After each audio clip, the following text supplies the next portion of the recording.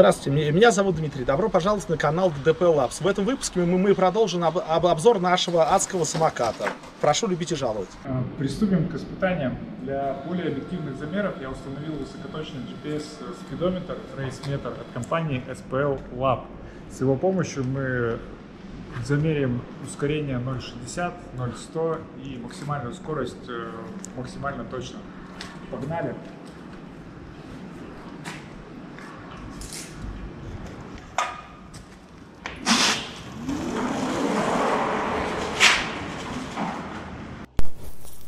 Начнем с того, для чего была нужна такая скорость и мощность. Так уж получилось, что по тем маршрутам, где я обычно езжу, местами отсутствуют тротуары и какие-либо пешеходные зоны. Так или иначе, приходится выезжать на трассу, где поток машин едет со скоростью больше 90 км в час. Ехать по обочине, когда тебя постоянно обгоняют, на мой взгляд, довольно опасно, да и шанс влететь в яму повышается многократно. Я считаю, что самый безопасный вариант ехать по проезжей части со скоростью потока, а для этого нужна максимальная скорость 100+. Ладно, это все лирика. Перейдем к ощущениям от езды. Скорость до 50 км в час вообще не ощущается. Кажется, что еле-еле катишься. По трассе самокат едет очень уверенно. Комфортная скорость, на которой можно не напрягаться, в районе 80 км в час. Ехать быстрее, честно, не особо комфортно из-за встречного потока воздуха. Я лоханулся с положением руля, оно было рассчитано для вертикальной стойки, но на скорости больше 90 приходится сильно наклоняться вперед, а руль упирается в грудь. Я уже учел этот нюанс, и в тех самокатах, которые производятся сейчас, руль будет расположен значительно дальше и ниже. А так, в целом, поведение на трассе очень стабильно и предсказуемо. When I get in, I take a shower, read a book and feel empowered.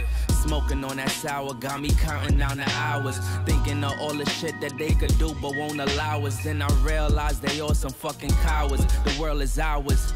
Me and my brother twin like the towers. And we want it now, never later. No more favors done with all these traitors who be haters on the low. They just hate to see you grow. So I'd rather be alone in my zone writing poems. Cause I'm never on the road. And I'd rather stay at home.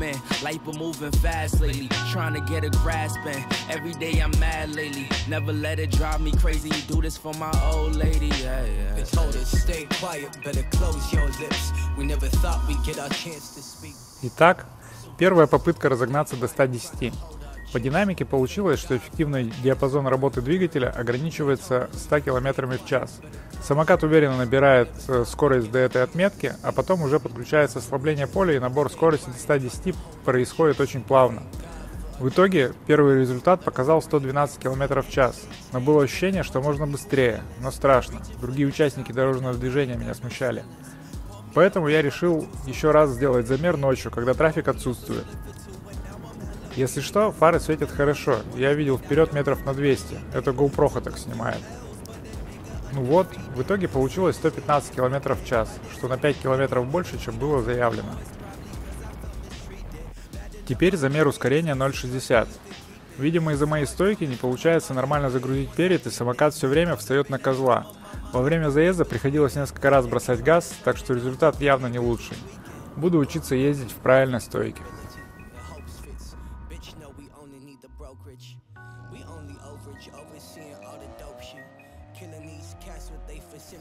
Замер 0.100. И та же ситуация. До 60 полный газ не давал, чтобы не перевернуться. Я понимаю, что соревноваться с древним СЛК смысла не было. Исход был известен заранее. Он тут просто для красоты. Тем не менее, 6,5 секунд. А будет в будущем переснять эти заезды, когда научусь нормально ездить на самокате. Далее проверим тормоза. Так, сейчас будет ускорение до 60 и торможение.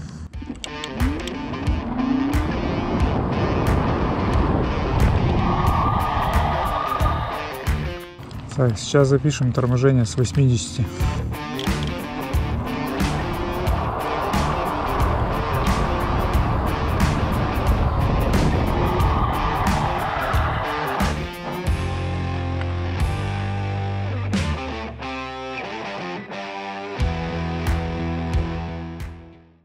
Ладно, с динамикой разобрались, теперь начнем мучить подвеску. Прямо сильного бездорожья я в окрестностях не нашел, поэтому просто покатал по полю. Вполне себе комфортно и плавно, главное сильно не газовать, а то сцепление на траве никакое.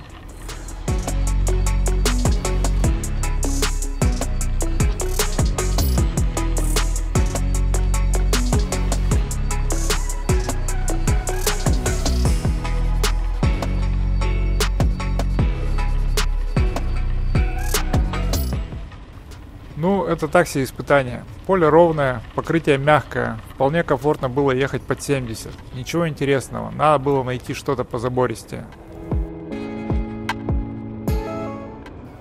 Я вспомнил, что недалеко видел поле с грядками. Думаю, оно больше подойдет для убивания подвески. По дороге туда встретились лежачие полицейские. Их я обычно проезжаю с газом, чтобы переднее колесо не клевало.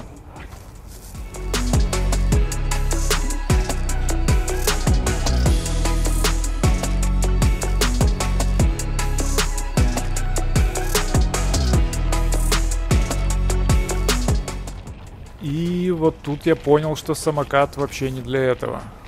Да, подвеска отрабатывала хорошо. Да, ничего нигде не отвалилось, но удовольствие от такой езды получить нереально. На таких мелких колесах больше 40 км в час разгоняться не было никакого желания. Как я уже и говорил ранее, самокат это для хорошего покрытия. Вот по проселочным дорогам очень комфортно можно рассекать. На асфальте просто песня, но не более.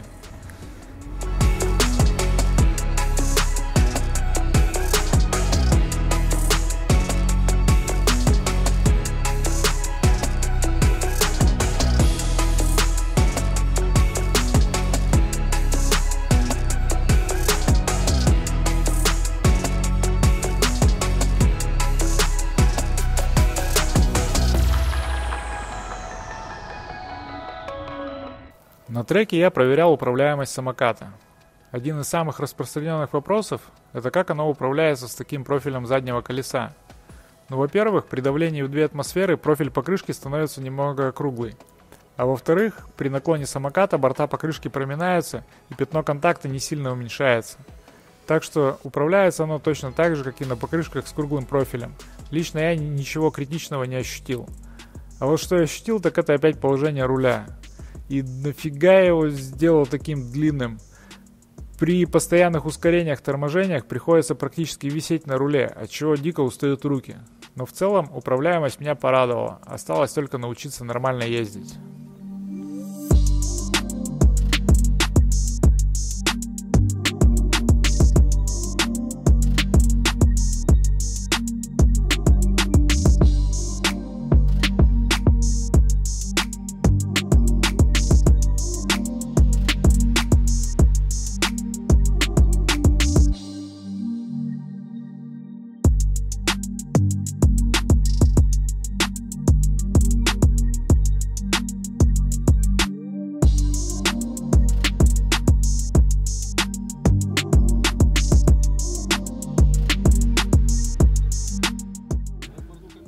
И вот я приехал на сходку электротранспорта.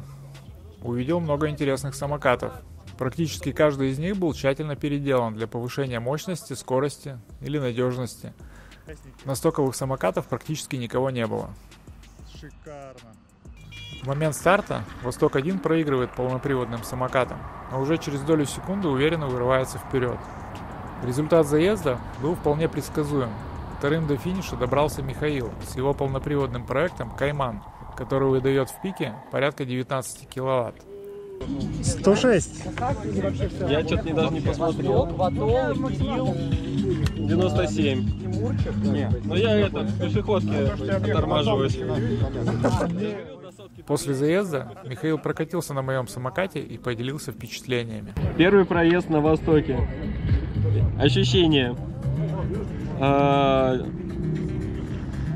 Ладно, проходимость, комфортность. Здесь вообще просто 5 из 5. Здесь вообще нельзя сравнивать с какими-либо самокатами в стоке.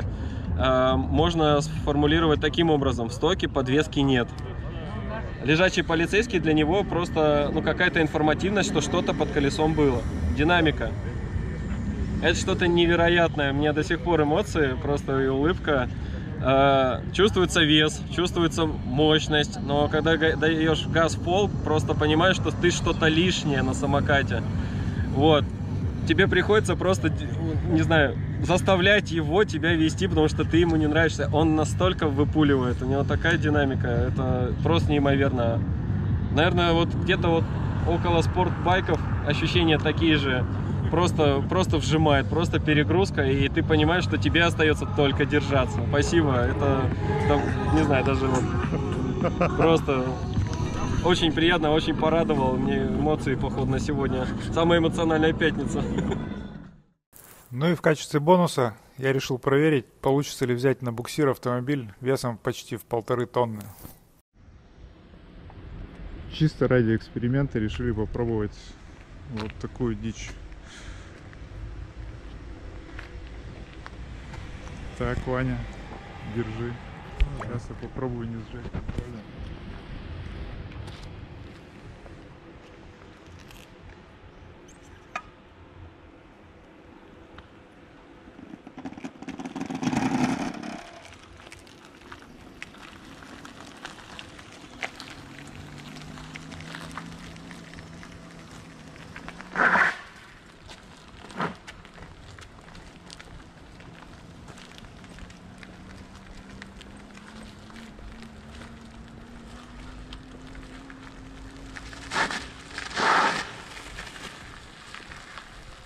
На этом все. Надеюсь, вам было интересно.